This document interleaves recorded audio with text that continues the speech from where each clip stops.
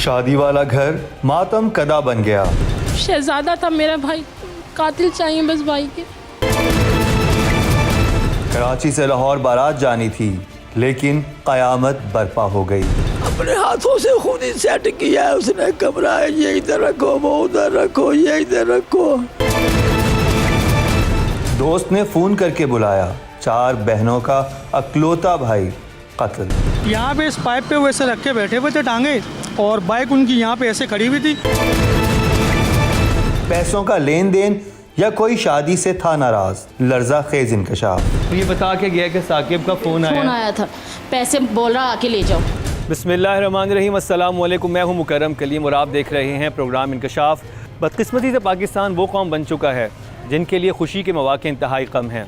या तो ईदैन के मौके पर हम थोड़ी सी खुशी इस कौम को नसीब होती है, या फिर शादी एक ऐसा मौका होता है जब कोई फैमिली उस पर खुशी मनाती है। और शादी एक ऐसी चीज़ होती है, एक ऐसी तकरीब होती है जिसकी बरसों तैयारी की जाती है। और आज हम जिस स्टोरी को कवर करने आए हैं वो भी एक शादी के हवाले से थी। 4 जून को एक शादी मुनक्किद होनी थी जिसमें बारात को कराची से लाहौर जाना था, और ये शादी थी उसामा, वही उसामा जो 4 बहनों का अकलौता भाई था। लेकिन आखिर क्या हुआ कि आज जो शादी का घर था मातम कदा में बदल गया, और 4 बहनों का वो अकलौता भाई उसामा आज इस दुनिया में नहीं। आपको लेकर चलते हैं उसामा के घर और जानते हैं कि आखिर उनके साथ क्या हुआ। टीम इंकशाफ जब उसामा के घर पहुंची तो दरो दीवार से दुख झलक रहा था।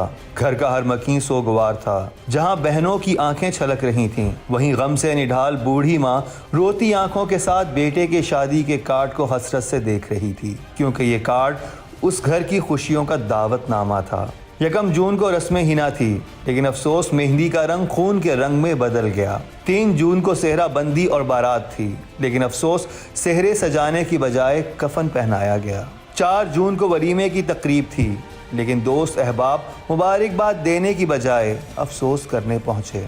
कराची की इस फैमिली ने शादी कार्ड पर लाहौर के इलाके टाउनशिप और जौहर टाउन का एड्रेस लिखवाया है, क्योंकि ये सब तकरीबात लाहौर में होनी थीं। लेकिन अफसोस कराची से लाहौर तक दुल्हा और दुल्हन दोनों के घर में कोहराम बर्पा हो गया।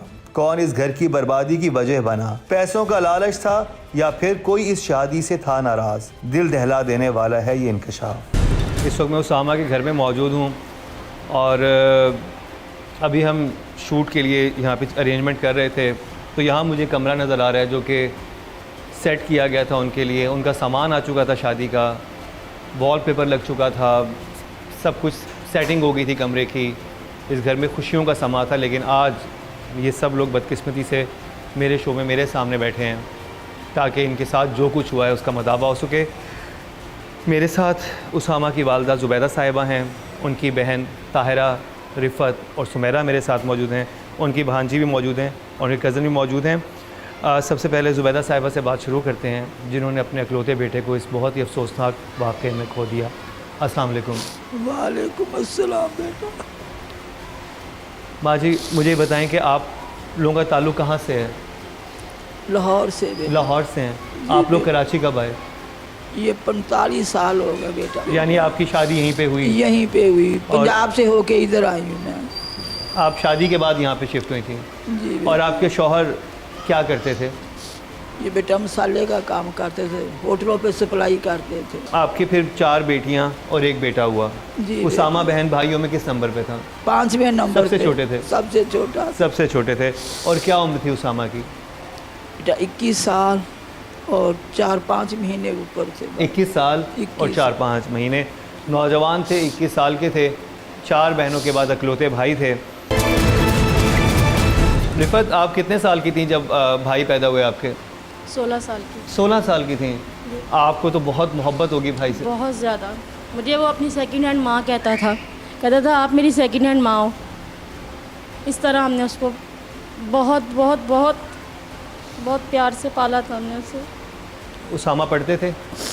मैट्रिक किया था तो अब्बू का इंतकाल हो गया था, फिर अब्बू का कारोबार संभालने लग गया।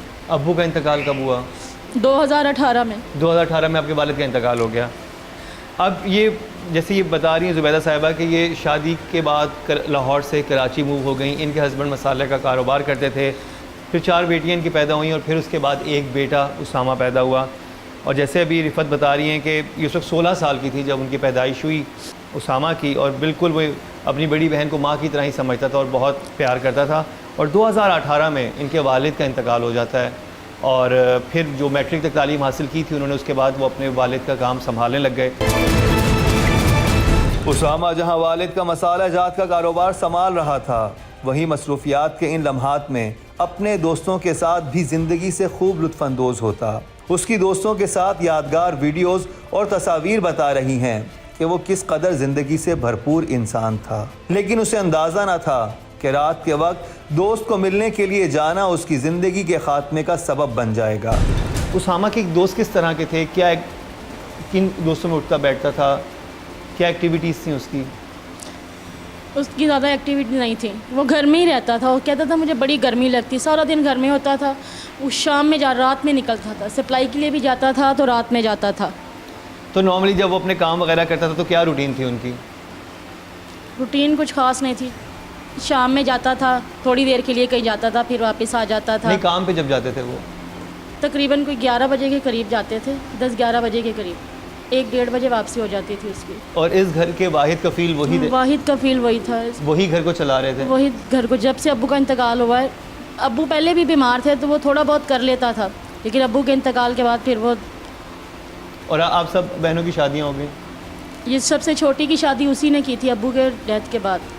यानी कि अब इन तीनों बहनों की शादियाँ होंगी, छोटी बहन की शादी उन्होंने अब की वालिद के इंतकाल के बाद, सारी जिम्मेदारी ली। अब घर में वो वक्त था कि खुशियाँ आनी थी और बहनों को बहुत शौक़ होता है अपने भाई की शादी का। तो आप कहाँ पर शादी कर रहे थे उनकी? लाहौर में फुप्पो के घर। लाहौर में फुप्पो के घर शादी कर रहे थे। और क्या डेट्स रखी गई थी, कब आपने बारात लेके जाना था? क्या 3 जून को बारात थी और हम लोग यहाँ से 28 तारीख को जा रहे थे। 28 तारीख को हमारी टिकटें कंफर्म थी 28 की। 28 तारीख की आपकी टिकटें कंफर्म थी और 3 जून को आप कह रही हैं? 3 जून को बारात थी। जी हाँ, शादी की तमाम तैयारियां मुकम्मल कर ली गई थीं। इस वीडियो में जहां दुल्हन का मेकअप का सामान देखा जा सकता है, वहीं इस दूसरी वीडियो में घर की खवातीन दुल्हन के लिए खरीदे गए कपड़े देख रही हैं। घर में खुशी का माहौल है, लेकिन आने वाला वक्त भला किसने देखा है। ये वो कमरा है जो सेट किया गया था उसामा और इरम के लिए। रिफत, मुझे बताइएगा ये सामान कब आया? ये पीर को आया था सामान, पीर वाले उनके मर्डर से कितने दिन पहले? 3 दिन पहले आया था। 3 दिन पहले, यानी 17-18 तारीख को आया हाँ, था। इसी तरह 17-18 तारीख को ये सारा नया सामान आता है और ये सारा वॉलपेपर वगैरह लगाते हैं, उस कमरे को उस तरह सेट किया जाता है ताकि जो एक न्यू कपल है वो आके यहाँ पर सेट हो सके, यहाँ पे रह सके। तो अब मुझे ये बताइएगा कि उस दिन आप लोग यहीं पे बैठे हुए बात कर रहे थे जब उसका फ़ोन आया था? यहाँ बैठा हुआ था, इस जगह पे उसामा था, नीचे मैं बैठी हुई थी, उससे बातें कर रही थी। मैं कह रही थी पैसे दो, कुछ शॉपिंग करनी है। कह रहा था पैसे हाथ में हो आपा तो एक दिन में शॉपिंग हो जाती है। मैं हंस रही थी उसके साथ, मैं कह रही थी इतनी जल्दी हम नहीं कर सकते, हमारे साथ बच्चे हैं, पैसे थोड़े थोड़े बेशक कर लो। कह रहा आपा टेंशन नहीं लो, उसने 20 तारीख का वादा किया है, 20 को मिल जाएंगे। वो 20 ही की रात थी वो। लेकिन बहरहाल ये वो कमरा था जो कि बहुत ही अरमानों से ये इस फैमिली ने ये सेट किया था अपने बच्चे के लिए। अपने हाथों से खुद ही सेट किया है उसने कमरा। ये इधर रखो, वो उधर रखो, ये इधर रखो। वो मजदूर आए हुए तो उनसे लग के खुद इस कमरा सेट किया उसने। मेरे बच्चे को खुशियाँ नसीब नहीं हुई। मुझे कातर चाहिए बेटा, मुझे कातर चाहिए अपने बच्चे के। 10 दिन बाद शादी थी मेरे बच्चे की, मैं कहाँ जाऊँ? 1 महीना हो गया है, अभी तक कातल नहीं पकड़ा गया इन लोगों से।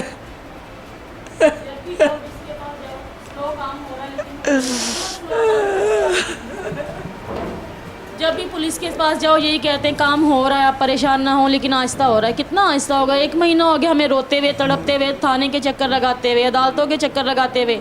कितना रोए, किसी को तरस नहीं आ रहा क्या? कैसे फ़ोन कॉल मौत का बुलावा बन गई। शादी से चंद दिन पहले कैसे क़यामत टूटी। ऐसा क्या हुआ कि दूल्हा को इंतहाई बेदर्दी के साथ किया गया हलाक। पैसों के लेन देन पर हुआ झगड़ा या दोस्त को उसामा की शादी से था कोई मसला। कैसे थाने से चंद कदम के फासले पर नौजवान पर अंधाधुंध गोलियां बरसाई गईं। ये सब दिखाएंगे आपको, लेकिन एक शॉर्ट ब्रेक के बाद।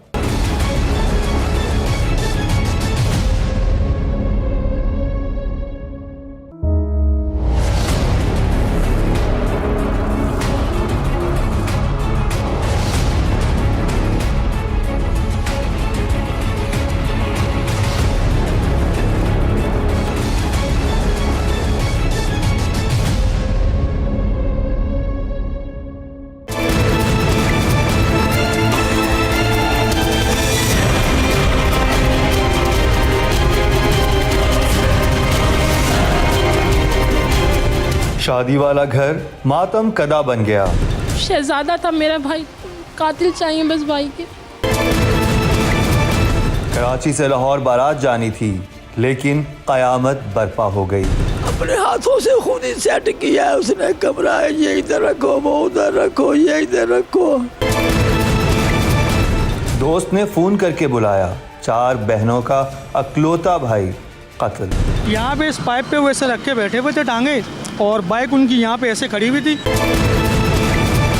पैसों का लेन देन या कोई शादी से था नाराज। लर्जा खेज इंकशाफ। ये बता के गया कि साकिब का फ़ोन फोन आया। आया था, पैसे बोल रहा आके ले जाओ। अब मुझे ये बताएं, कब काफ़ी अरसे से तैयारियां चल रही होंगी, तो मसला क्या था? किसी को कोई नहीं चाहता था कि ये शादी हो, क्या हुआ क्या था? बस उसने किसी से ना फ्लैट वगैरह बुक कराया हुआ था, वो पैसे देता रहा, फिर उसने कहा कि नहीं भाई अब मुझे नहीं लेना ना। दूसरा बंदा जो था जिसको पैसे दे रहा था वो थोड़ा सा तंग करने लग गया था उसे। आपके भाई ने कोई अपार्टमेंट बुक कराया था बुक करवाया था, और उसकी वो पेमेंट करता था आपका भाई? पेमेंट करता था। अच्छा, ये कब से कर रहा था और कितनी कर रहे थे वो पेमेंट? तकरीबन 33 लाख देना था उसने, 33 लाख दे दिया था। 33 लाख रुपए दे दिए थे जी। उन्होंने। और कब बुकिंग करवाई थी उन्होंने? 8-10 माह। 8-10 माह में वो 33 लाख रुपए। हाँ, ये यहीं पे रहती है। अम्मी को हार्ट अटैक हुआ था ना, तो ये अम्मी के पास ही छोटी तो बहन ताहिरा रहती को पता है हाँ। ज़्यादा। ताहिरा आप बताएं ये हम क्या? लाहौर से आए थे, भाई की शादी की तैयारी के लिए अभी आए थे। अच्छा, अब सब बहनों की शादी लाहौर में हुई है। तो अच्छा ताहिरा, आप मुझे बताएं ये प्लॉट का, ये अपार्टमेंट का क्या सिलसिला था सारा? ये जो बता रही हैं ये माइक। उसने लिया था, हाँ, उसामा ने ये लिया था ना, जिससे ये 8-10 माह हुए उसने लिया हुआ था। तब वो उससे दे नहीं रहा था, उसके नाम नहीं कर रहा था, तंग कर रहा था, कागजात वगैरह नहीं उसे दे रहा था वो। तो ये कौन था जिससे उसामा जो था अपार्टमेंट ख़रीद रहे थे? उसामा का दोस्त था बिलाल, उसका बहनोई है साकिब। बहनोई साकिब जी, उससे लिया था उसने। क्या आपस में एग्रीमेंट क्या हुआ था कि मैं कितने पैसे, कितने अरसे, किस्तों में पैसे देने थे? जी, कितनी किस्तों में कितने पैसे देने थे? ये तो मुझे नहीं पता। ये नहीं मालूम नहीं, आपको? ये नहीं मालूम। लेकिन घर आके वो बताते थे कि मैंने इतनी पेमेंट कर दी है, ये कर दिया। हाँ, ये इसने लास्ट बार हमें बताया था, मैंने इतने पैसे उसे दे दिए हैं, लेकिन वो मुझे अब तंग करने लगे। अब मैं उसे पैसे वापस मांग रहा हूँ। तंग किस बात पे कर रहा था वो ये साकिब? 33 लाख दिया था उसको बेटा, मैंने अपने हाथों से भी 5-6 लाख दिया है, 3 लाख एक दफ़ा दिया है। थोड़े थोड़े करके जितने होते थे वो दे देता था। उसने आपको 8-10 क्या दिन में। बताया कि ये अपार्टमेंट कहाँ पे खरीद रहे? आप देखने गई थी अपार्टमेंट? जी बेटा, मैंने कहाँ देखा पे हुआ। अपार्टमेंट वो? ये चटाई ग्राउंड के पार है। अच्छा, आपको पसंद आया था वो? ये दूर से दिखाया था, बोला अम्मा वो, अम्मा बोला करता था अम्मा वो है।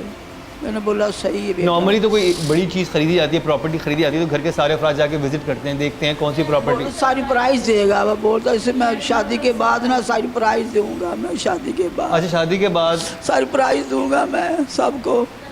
शादी के बाद वो सरप्राइज़ देना चाहते थे फैमिली को, और अपनी आखिरी जिम्मेदारी जो थी, उनकी बहन थी छोटी, उसकी शादी करने के बाद अब वो अपना घर बनाने की कोशिश में थे, और उन्होंने अपार्टमेंट जो था उसके 33 लाख रुपए बकौल इस फैमिली के अदा कर दिए हुए थे। फैमिली ने इसलिए नहीं देखा क्योंकि सरप्राइज़ देना चाहते थे कि शादी के फ़ौरन बाद हम लोग वहाँ शिफ्ट हो जाएंगे। अपार्टमेंट में शिफ्ट होने का ख्वाब क्यों धरे का धरा रह गया? कैसे रात के अंधेरे में खेली गई खून की होली? इस अलमनाक कहानी का हर पहलू चौंका देने वाला है। लेकिन जिस इंसान जो कि उनके दोस्त बिलाल का बहनोई था साकिब, उससे जब ये परचेजिंग उन्हें की और जो भी आपस में सेटलमेंट थी कि 33 लाख रुपए मैंने इतने अरसे में दे देने हैं, तो वो जो अपार्टमेंट था वो उनके नाम नहीं कर रहा था। जी बेटा, पैसे ले रहा था, नाम नहीं कर रहा था। तो कोई लिखत पढ़त की थी इन्होंने? कोई कागजात हुए थे, कोई साइन हुए थे कि मैं इतने अरसे में इतने पैसे दूंगा, या वो वैसे ही पैसे दिए चले जाए? बेटा उसका मोबाइल था, वो सब कुछ मोबाइल में रखता था। अच्छा, मोबाइल में सब कुछ रखता था, लिख पढ़ तो कुछ भी नहीं, वो मोबाइल में था, जो कुछ भी था वो मोबाइल के अंदर सारे डॉक्यूमेंट्स थे। वो मोबाइल जी। अब कहाँ है? वो बेटा वो ले गए जिन्होंने कत्ल किया मेरे बच्चे को, मोबाइल भी ले गए साथ। तो क्या तमाम तर सबूत मिटाने के लिए मुल्जिमान मोबाइल साथ ले गए? जरा गौर से सुनिएगा ये सारी रुदाद। अब मुझे ये बताएं कि क्या उसने कभी तस्करा किया था? वो परेशान रहना शुरू हो गया था कि मेरे कांटेक्ट में वो नहीं आ रहा, या कोई ऐसी बात करता था वो आके? नहीं बेटा, आपको परेशान नहीं करता था, आपको नहीं बताता था वो? मेरे को नहीं बताता था। साकिब था, वो उसे तंग करने लग गया था। वो कह रहा था कि मैं अब घर तुम्हें नहीं दूंगा, दूसरी पार्टी आ गई, वो मुझे ज़्यादा कीमत दे रही है, मैं घर उसे दूंगा।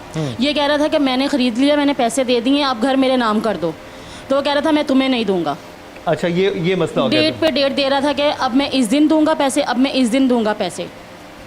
उस दिन जिस दिन फ़ोन आया वो मेरे पास ही बैठा था, हम बहन भाई ऐसे बातें कर रहे थे। मैं कह रही थी कि पैसे दो, हम शॉपिंग करें। तो वो बहुत परेशान था इन दिनों, क्योंकि सारे पैसे उसने उसी से लेने थे। तो तभी हमने शॉपिंग वगैरह जो थोड़ी बहुत रह गई थी वो करनी थी, फिर लाहौर जाना था। तो कह रहा था वो मुझे देगा आपा, तो फिर मैं जाऊँगा, मुझे आपा कहता है देगा मुझे, फिर हम चलेंगे। कल जैसे हफ्ता था, जुम्मे की रात को, अभी हम बैठे 1:15 का टाइम था, बैठे बातें कर रहे, फ़ोन आ गया। हंसने लगा, कह रहा फ़ोन आ गया। तो मैं उससे ना ऐसे मजाक में कहने लगे, इनका तुम्हारी मंगेतर का फ़ोन आया? कह रहा नहीं, साकिब का फ़ोन आया, कह रहा आके पैसे ले जाओ। साकिब ने पैसों के लिए बुलाया तो उसामा कैसे गोलियों का निशाना बन गया? क्या साकिब ने सारा पैसा हड़प करने के लिए उसामा के खिलाफ बिछाया था कोई जाल, या फिर किसी ने इस शादी को रोकने के लिए चली भयानक चाल? 10 मिनट बाद दरवाज़ा बजा है। हाँ। मैं गई हूँ तो वो कोई रिश्तेदार था, उसने कहा उसामा को गोलियां लग गई। ये सब दिखाएंगे आपको, लेकिन एक शॉर्ट ब्रेक के बाद।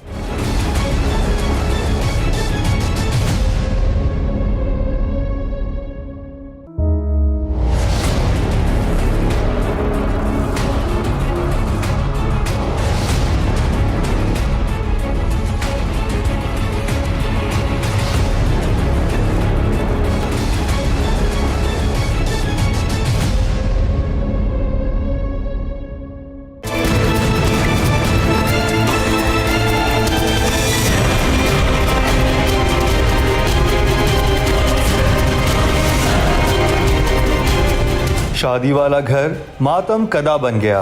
शहजादा था मेरा भाई, कातिल चाहिए बस भाई के। कराची से लाहौर बारात जानी थी, लेकिन कयामत बर्पा हो गई। अपने हाथों से खुद ही सेट किया है उसने कमरा, ये इधर रखो, वो उधर रखो, ये इधर रखो। दोस्त ने फोन करके बुलाया, 4 बहनों का अकलौता भाई कत्ल। यहाँ पे इस पाइप पे वो ऐसे रख के बैठे हुए थे टांगे, और बाइक उनकी यहाँ पे ऐसे खड़ी हुई थी। पैसों का लेन देन या कोई शादी से था नाराज? लर्जा खेज इंकशाफ। तो ये बता के गया कि साकिब का फ़ोन फ़ोन आया, आया था, पैसे बोल रहा आके ले जाओ। और ये बता के गया कि साकिब का फ़ोन आया। आया था, पैसे बोल रहा आके ले जाओ। तो हमने भी खुशी खुशी भेज दिया, जेन में है ही नहीं था, क्योंकि और वो रात का वैसे क्या भी टाइम हो रहा था? 1:15 का टाइम था। रात के 1 बजे का टाइम था। हाँ, वो वैसे भी जो भी काम करता था रात में ही करता था वो। लेकिन इतनी बड़ी रकम थी, आपको था नहीं कि इतनी बड़ी रकम लेने जा रहे हो, कोई साथ नहीं, चले? कभी वहमो गुमान में ही नहीं था, क्योंकि वो इससे भी बड़े बड़े काम खुद ही, जब से अबू की डेथ हुई अकेला ही करता था। किसी पे कोई वो नहीं था उसका कि कोई मेरे साथ चले, मेरे साथ ऐसे करो, वो खुद ही करता था अपने काम, किसी से नहीं कहता था। और वो आपकी आखिरी मुलाकात थी उनसे? वो बस आखिरी मुलाकात थी, हंसी खुशी हमने भेजा, खुद जाओ भाई लेके आओ। 10 मिनट बाद अम्मी ने फ़ोन करवाया इस बहन से। सुमैरा, आपकी क्या आखिरी बात हुई भाई से? मैंने कहा नो घर नहीं आया अभी तक। कह रहा बस मैं थोड़ी देर में आ रहा हूँ। नॉर्मल बात की उसने, कोई जैसे उसने ये बताया कि मैंने पेमेंट ले ली है, किसी बात? नहीं, बस उसने कहा मैं थोड़ी देर में घर आ रहा हूँ बस। और ये कितने बजे का वक्त था, याद है आपको? ये कोई 1:27 का टाइम होगा, 1:28 का, डेढ़ मतलब 1:30 बजे तक का टाइम था। 1 बजे घर से गए थे, 1:30 बजे आपकी बात हुई। उसने कहा मैं थोड़ी देर में आ रहा हूँ। कोई परेशानी नहीं थी? नहीं, कोई परेशानी। उसकी एक होता ना घबराहट होती है, कुछ नहीं, नॉर्मल तरीके से उसने मुझसे बात की है बस। अच्छा, और फिर उसके बाद क्या होता है सुमेरा? आप यहाँ पे थी? हाँ जी, 10 मिनट बाद दरवाज़ा बजा है। हाँ। मैं गई हूँ तो वो कोई रिश्तेदार था, उसने कहा उसामा को गोलियां लग गई। मैंने अंदर आके अम्मी लोग को बताया, हम लोग बाहर भागे। और ये कितनी दूर थे वो घर से, यहाँ से? 5 मिनट का रास्ता है यहाँ से। यहाँ से 5 मिनट का रास्ता है। ये मेन पे। तो आप लोग वहाँ पहुँचे, तो आप पहुँच गए थे फिर वहाँ पे? हमें ये बताया था कि जिन्ना हॉस्पिटल में है वो। हम तो ऊपर हमारे कज़न रहते हैं, हम उसके साथ, वो हमें लेके जा रहे थे जिन्ना हॉस्पिटल। वहाँ पे पहुँचे मंदिर पे, ये थाने के सामने पहुँचे। वहीं से गाड़ी, किसी ने कुछ बताया है आके उन्हें, वहीं से उन्होंने गाड़ी घुमा ली है। बस ऐसे दिल में एकदम से कुछ हुआ, हमने पूछा, उन्होंने हमें बताया नहीं कि नहीं तुम लोग घर चलो, हम बस अभी आ रहे हैं। आपके जो कज़न उन्होंने बोला? हाँ, बस वो उस वक्त उसकी डेथ हो चुकी थी, फ़ौरन से हो गई थी। खुशियों से भरे घर में मातम बरपा हो गया। शादी बर्बादी में बदल गई। बहनों पर गशी के दौरे थे तो माँ का कलेजा छलनी था। शादी से चंद दिन पहले उसामा की दर्दनाक मौत दुल्हा और दुल्हन के खानदानों को खून के आंसू रुला गई। इस सारे केस में एक और बात भी मैं आपको बताता चलूँ कि शादी एक नहीं 2 शादियाँ होनी थी। हमारे साथ हमारी बहन मौजूद हैं जो कि उनकी फुप्पो की बेटी हैं। इनके देवर की शादी थी। इनके देवर की शादी और उसामा की शादी एक ही घर में हो रही थी वहाँ पे? जी लाहौर में। इनकी फुप्पो के घर में ही हो रही थी, यानी 2 बहनों की वहाँ पे शादियाँ होनी थी। यहाँ से 2 बारातें जानी थी, वो नहीं जा सकी। क्या नाम है आपका? फौजिया। फौजिया, आपके घर भी तैयारी चल रही थी देवर की शादी की? बिल्कुल एंड पे तैयारी थी हमारी। तो क्या प्लानिंग थी? आप भी 28 को साथ जा रहे थे सारे? नहीं, मेरी 29 की टिकटें थी। ये बारात जो थी 28 तारीख को जा रही थी, आप लोग 29 को बारात लेके जा रहे थे यहाँ से लाहौर। जी। और एक ही घर में 2 बहनों की शादियाँ, एक उसामा की होनी थी और आपकी देवर का नाम क्या है? नबील। और नबील की शादी होनी थी। लेकिन जब आप लोगों को जब इत्तला मिली और जब शादी वाला घर, यानी एक घर में ये क़यामत नहीं बरपा हुई, बल्कि वहाँ पर जहाँ पर उसामा और नबील की शादी हो रही थी, वहाँ पर भी इस वक्त सोगवार है, वहाँ पर भी सारी फ़िज़ा। अब सवाल यह है कि क्या उसामा पर यह जुल्म साकिब ने ढाया या फिर किसी और ने किया वार? तहकीक करने पर हुए तहलका खेज इंकशाफात। ज़ाहिर बात है, जब साकिब को आपने नॉमिनेट किया कि पैसे लेने साकिब के पास ही गया है, जी, साकिब की कहानी क्या है? साकिब कहता है कि मेरे पास आया, मुझसे पैसे लिए, फिर साकिब क्या वो साकिब के घर के बाहर हुआ ये सब कुछ जो उस नहीं, पे? ये बाहर मेन मंदिर स्टॉप पे हुआ है, थाने के सामने। सही है। और अभी साकिब का ये बयान है कि वो कह रहा है कि मैंने इसका 33 लाख नहीं देना, 27.5 लाख देना है, जिसमें से मैंने 26 लाख दे दिए हैं, 1,48,000 इसके बाकी रहते। और वो कह रहा है कि मैंने 26 लाख जो दिए हैं ना, वो एक दफ़ा 19 लाख दिया, एक दफ़ा 5 लाख दिया और एक दफ़ा 2 लाख दिया।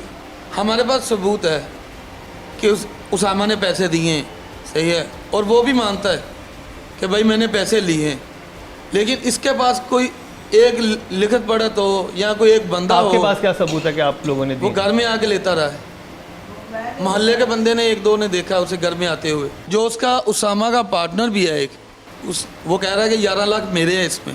सही है। उसके सामने इसने दिए हैं। नहीं, लेकिन मुझे एक बात ये समझ है, जो पैसों का लेन देन करते हैं तो ये क्यों नहीं करते कि बैंक के थ्रू, बैंक में आप करवा दें? वो सबसे बड़ा सबूत होता है कि इस बैंक में से पैसे निकाल के उसके नाम का चेक बना है। मुबैना मुलजिम जहां इस सारी रकम से इनकारी है, वहीं इस बात से भी इनकारी है कि उसने रात को उसामा को कॉल करके बुलाया था। साकिब ये बात मानता है कि मैंने उस दिन 1.5 लाख रुपए इसको दिए? नहीं, वो कह रहा है मैंने बुलाया ही नहीं है। और आप सब गवाहें कि साकिब का फ़ोन आता है, वो बोल के जी हमारे सामने आया सर। ये हमें इलाके का एक बंदा है, उसने भी बताया, कह रहा है यार मैं खाना खा के गया था, रात को 1 बजे लाइट जाती है। तो वो कह रहा है मैं खाना खाया 1 बजे, तो मैंने कहा यार लाइट जाने लगी है तो चलो मैं ना थोड़े से चहलकदमी कर लेता हूँ। कह रहा मैंने बच्ची उठाई है अपनी छोटी, तो मैं चहलकदमी के लिए निकला हूँ। कह रहा ये उसामा वहाँ पे बैठा हुआ था बाइक के ऊपर टांगे रखे ना पाइप के ऊपर। तो कह रहा मैं वहाँ से गुजरा, मैंने इसको देखा, ऐसा लग रहा था जैसे ये किसी के इंतज़ार में है। तो यानी साकिब ने उसको उस पाइप की जगह का टाइम दिया था जी, कि यहाँ के बैठो, यहाँ के पेमेंट कर दूंगा जी। नहीं तो आधी रात को वो इस पर क्यों जाके वहाँ पे क्यों बैठेगा? जाता?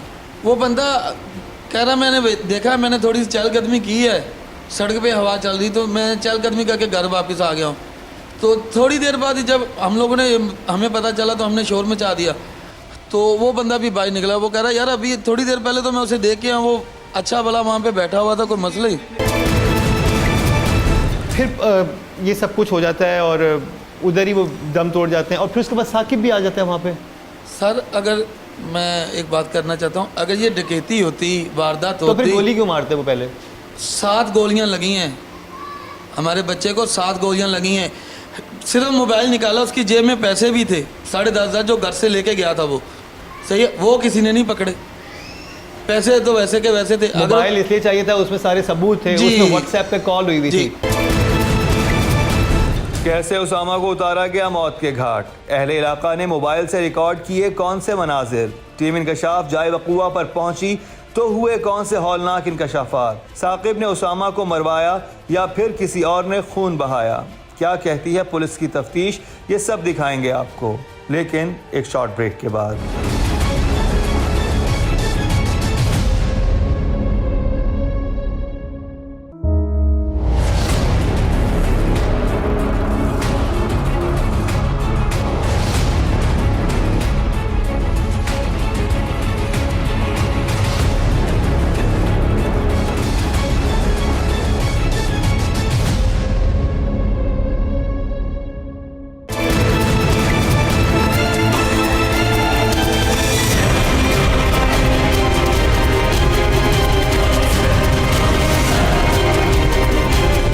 शादी वाला घर मातम कदा बन गया।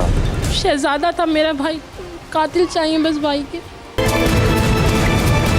कराची से लाहौर बारात जानी थी, लेकिन कयामत बर्पा हो गई। अपने हाथों से खुद ही सेट किया है उसने कमरा, ये इधर रखो, वो उधर रखो, ये इधर रखो। दोस्त ने फोन करके बुलाया। 4 बहनों का अकलौता भाई कत्ल। यहाँ पे इस पाइप पे वो ऐसे रख के बैठे हुए थे टांगे, और बाइक उनकी यहाँ पे ऐसे खड़ी हुई थी। पैसों का लेन देन या कोई शादी से था नाराज। लर्जा खेज इंकशाफ। ये बता के गया कि साकिब का फ़ोन फ़ोन आया। आया था, पैसे बोल रहा आके ले जाओ। मैं इस वक्त जाए वक़ुआ पर मौजूद हूँ, जहाँ पर 21 मई को 1 बजे करीब यहाँ पर वो पहुँचते हैं उसामा, और ये वो पाइप है, यहाँ पर वो बैठे होते हैं, सामने बाइक होती है और यहाँ पर बैठ के बाइक पर पाँव रखे हुए होते हैं। ये ख़बर नहीं होती कि मौत उनके ताक़ुब में है। और फिर यहाँ पर आपको मैं दिखाना चाहूँगा पीछे जो आपको बिल्डिंग नज़र आ रही है, अगर आप कैमरे इधर आएँ, इस जगह पे यहाँ से आपको वो कैमरा नज़र आता है, जो कि जिसकी फुटेज से सब कुछ आप देख पाए हैं कि यहाँ पर उस रात क्या हो रहा था। और रात का वक्त है तो इतना क्लियर नहीं है, लेकिन ये नज़र आ रहा है कि एक आदमी यहाँ पर बैठ के और पाँव से बाइक पे रखे हुए हैं। तो इस वक्त उनके कज़न असद भी मौजूद हैं। असद, आप उनके कज़न हैं? जी भाई। तो उस वक्त क्या हुआ था, कैसे बैठे हुए थे वो यहाँ पे? यहाँ पे इस पाइप पे वो ऐसे रख के बैठे हुए थे टांगे, और बाइक उनकी यहाँ पे ऐसे खड़ी हुई थी। उसकी फुटेज भी है हमारे पास ना मौके की। जब मौके पे मारा तो मोहल्ले वालों ने कुछ फुटेज ली थी। यह है उस वक्त मोबाइल से बनाई गई वीडियो, जब अहले इलाका गोली लगने की आवाज़ सुनकर पहुंचे तो सामने उसामा खून में लथपथ था और जान की बाजी हार चुका था। भाई यार तो चलो साइड पे हो जाओ, थोड़ा साइड पे हो जाओ भाई, स्ट्रेचर उठाओ।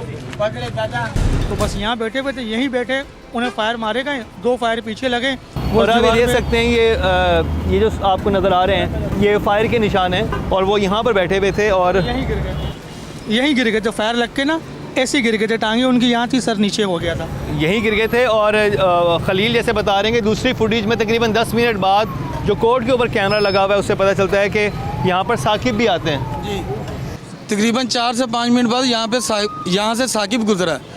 अगर साकिब ने बुलाया नहीं था तो वो यहाँ पे लेने क्या आया था। हम तो बस ये चाहते हैं कि कातिल पकड़ा जाए। कातिल पकड़ा जाए। अब ये जाए वक़ुआ के मनाजिर मैं बता दूँ, ये थाना भी बिल्कुल ही सामने है। ये सामने कोर्ट है और यहाँ पे पुलिस यहाँ पर मौजूद रहती है। और अगर आप इस तरफ देखें तो ये थाना है। पीछे आपको बिल्कुल यहाँ से निकलते ही सामने आपको पुलिस स्टेशन नज़र आता है, और पुलिस स्टेशन के बिल्कुल अपोजिट यहाँ पर ये मर्डर हुआ है। यानी कातिल इतने सफाक थे कि उन्होंने ये भी नहीं देखा कि थाना सामने, बल्कि बड़े आराम से वो यहाँ पर आए और उन्हें आके यहाँ पे 7 गोलियाँ मारी। और मैं एक बात ये भी बता दूँ कि अगर वो मोबाइल स्नैचर होते, मोबाइल छीनने वाले होते, तो पहले मुतालबा करते मोबाइल का, लेकिन उन्होंने पहले आके गोलियाँ मारी हैं। गोलियाँ मारने के बाद उन्होंने उसका फ़ोन निकाला और गोली 1 नहीं 2 नहीं 7 गोलियाँ उस नहत्ते इंसान पर, नहत्ते नौजवान उसामा पर चलाई गई। रात के 1:30 बजे तकरीबन इस जगह पर ये सारा वाक़या पेश आया। अगरचे पुलिस मुबैना मुलजिम को हिरासत में ले चुकी है, लेकिन वर्षा के मुताबिक पुलिस तफ्तीश में बहानेबाजियों से काम ले रही है। पुलिस वालों ने 2 दफ़ा रिमांड लिया है, सही है। 1 दफ़ा भी इन्होंने उसे हाथ तक नहीं लगाया। हम 2 दफ़ा अदालत में गए हैं उसकी पेशी पे रिमांड के बाद, सही है। वो अपने छोटे भाई को वह बता रहा है हंस हंस के कि इस पुलिस वाले ने मेरा बड़ा ख्याल रखा है, इसने मुझे ये खिलाया, उसने मुझे वो खिलाया। फिर पता नहीं है इन लोगों ने कैसा रिमांड लिया, अभी उसे जेल भेज दिया है। इन लोगों ने हमसे पूछा, पुलिस वालों ने, कि भाई उसका जो मोबाइल लेके गए हैं वो बंदे, उसका डिब्बा है आपके पास? हमने बोला है, हमने वो डिब्बा दिया है, सही है। पुलिस वाले बोले हैं ये इस मोबाइल का डिब्बा नहीं, हालांकि वो डब्बा पैक मोबाइल था, हमने डब्बा दिया है उसका। वो पुलिस वाले बोल रहे हैं ये EMI नंबर के लिए जी, तो वो कह रहे हैं ये इसका है ही नहीं। पुलिस तफ्तीश में क्यों कर रही है सुसरवी का मुजाहरा? क्या वाकई साकिब ने करवाया उसामा का कत्ल, या फिर डकैती की वारदात में मुजाहिमत पर उसामा को उतारा गया मौत के घाट? जी रज़ा, क्या पुलिस की तफ्तीश में क्या बात सामने आई है? कौन है कातिल और पुलिस की तफ्तीश पहुँची कहाँ तक है? जी, मलिर सिटी थाने की हदूद है और जो इस केस के तफ्तीशी अफसर हैं वो ज़ाकिरुल्लाह हैं। और जब ये वाक़या पेश आया था तो काफ़ी इसको हाईलाइट हुआ था। काफ़ी इसके बाद जो ये अफसरान हैं उन्होंने एक कमेटी तश्कील दी थी जिसके अंदर जो है मुख्तलिफ़ तफ्तीशी अफसरान जो है शामिल थे। और इस तफ्तीश के बाद जो है जैसा कि इन्होंने भी बताया और पुलिस ज़ाकिरुल्लाह का भी यही कहना था कि ये बात तय है कि साकिब ने जो है उसको कॉल की थी उसामा को, और उसामा को कॉल करके जो है बुलाया गया था।